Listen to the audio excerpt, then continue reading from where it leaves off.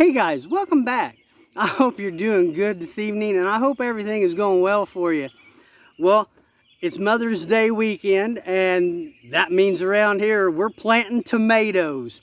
Now, before I get started, I know my mom's going to watch this. Mom, happy Mother's Day. I love you.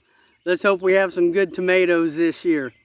So guys, in today's video, I'm going to change the way I planted my tomatoes from last year. If you're new to planting tomatoes, new to gardening, things like that, I'm going to explain a little bit about heirloom, intermediate, things like that. We're just going to go over some basics of tomatoes, and then I'm going to pop you down in the hole and I'm going to show you how I'm planting them this year and what I'm doing different. So we're going to go ahead and get into it. Now, guys, right here, I started this from seed. This is an Abraham Lincoln. It's an heirloom. So if you're not familiar with that term, an heirloom is a plant that you can save the seed from, as long as it doesn't get cross-pollinated, and you can grow that seed next year. Now, like I say, I started this from a seed. Guys, this is an indeterminate. So what that means is it's going to grow fruit all season long.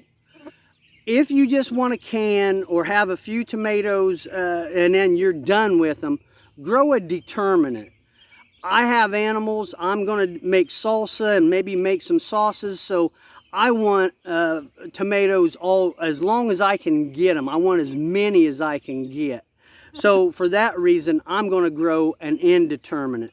Now, this particular kind here, I've never grown it before, but it's going to get about 3 foot tall, and it's going to have a tomato that weighs about a pound.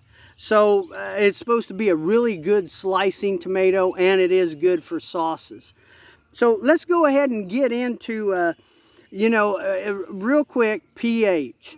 Guys, tomatoes aren't real picky. Between a 6 and almost a 7, but even above a 7, they'll still grow and they'll still produce fruit. I didn't do anything to amend my soil for the pH, but guys, if you think you need to, do a soil test first and know exactly what you got, okay?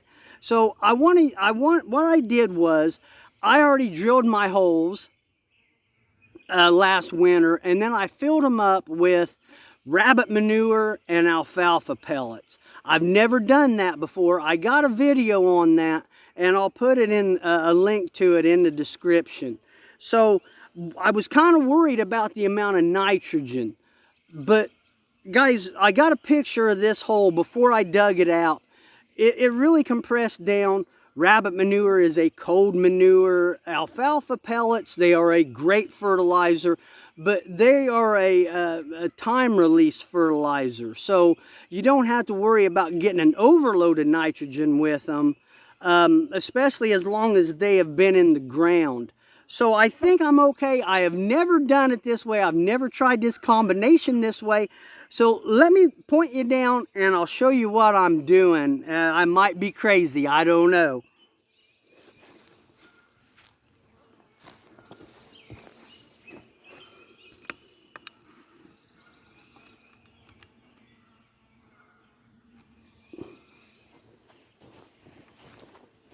Okay guys, so what I'm doing different this year, I got some fish down in this hole. Now, fish is great for calcium, it's great for potassium. There's a lot of nutrients in fish.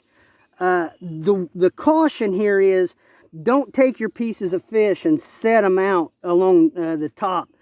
You got to use a lot of scent control with this, because dogs, foxes, raccoons, whatever, they will smell that and they will dig that up. So use a glove, put it down in the hole, take the glove off. Don't touch anything with the glove, up here, because I've had it happen. I've had dogs dig these up. So, and you want to put it in the bottom of the hole, because it's going to take a couple weeks for this to decompose. So don't put it at the very bottom of whatever amendment you're using. Now I'm also going to use just regular dry milk. And this is for the calcium. Now, I'm not going to use a lot, but I just want to put a little extra in there. And that's not even probably a quarter of a cup. But I just wanted to add just a little bit extra.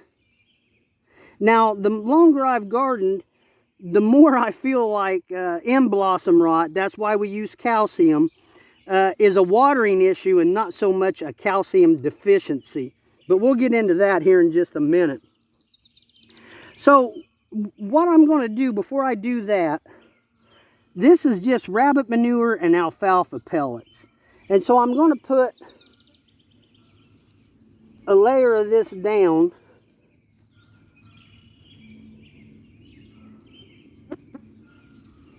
Now, I'm going to put this plant in there. And you see the top of the soil comes up to about right here. So, guys, I hope you can see it. But you see all them fine hairs on there. Guys, when you plant it deep like that, all them become roots. So that's what you want. So you really want to plant a tomato deep. If you've never planted them before, you almost can't plant them too deep. So what I'm going to do is I'm going to pick these off of here. I might pull that one off. I don't know. We'll see. Now, I'm going to set this down in here. It's got some pretty good roots to it. Like I say, I grew this from a seed.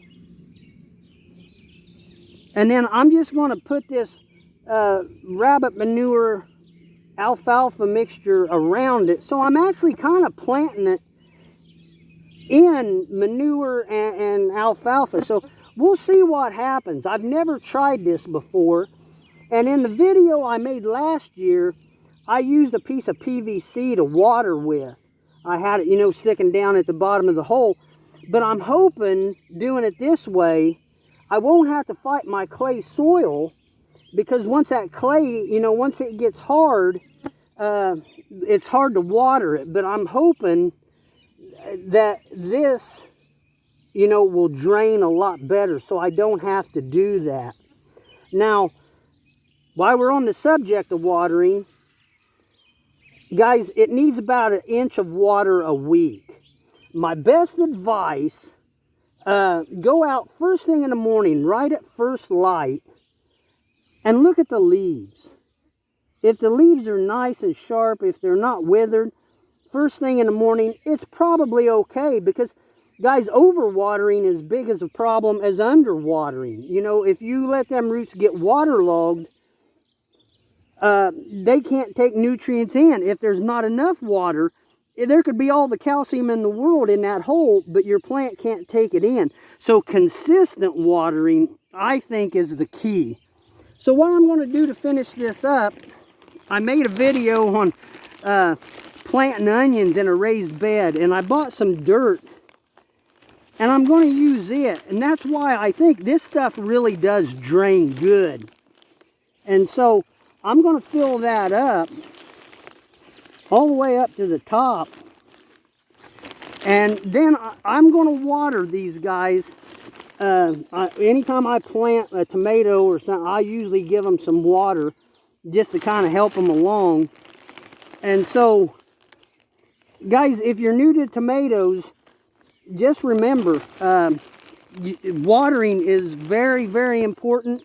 Just don't overwater. Just keep an eye on them, and the plant will kind of tell you what it needs. So, guys, that's the video. I'm going to put a little bit more dirt in there, but Mom, you have a happy Mother's Day. I love you. And guys, I will talk to you later. I think this one's just about done. There you go. All right. You guys have a good day. See ya.